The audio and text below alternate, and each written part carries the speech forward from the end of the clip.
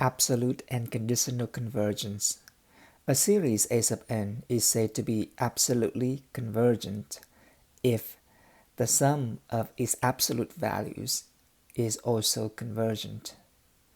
That is, if the absolute value of A sub 1 plus the absolute value of A sub 2 plus the absolute value of A sub n and so on, which is the sum of the absolute values, is convergent.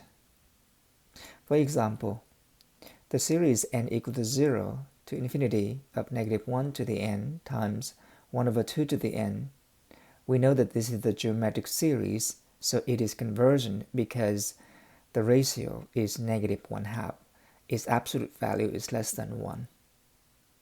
The series of its absolute values is the series n equals 0 to infinity, the absolute value of negative 1 to the n times 1 over 2 to the n, which is the series 1 over 2 to the n, which is a geometric series with r equals 1/2, so it is convergent.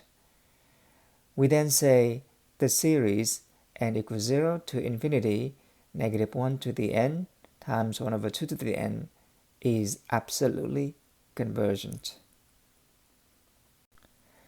A series A sub n is said to be conditionally convergent if itself as a series is convergent, but the series of the absolute values is not convergent.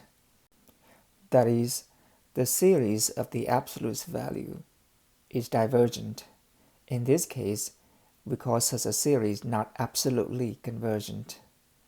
For example, we know that the alternating harmonic series converge. This can be checked by using the alternating series test. The series of the absolute values is the harmonic series, which we know divergent. And so the original series is convergent, but the series of the absolute values is divergent. We then say the series n equals 1 to infinity, negative 1 to the n minus 1 times 1 over n is conditionally convergent.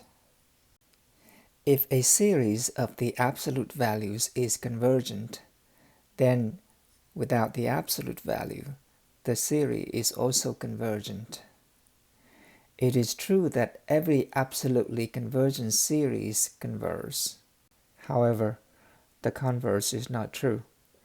Just because the series is convergent doesn't mean that it will be absolutely convergent.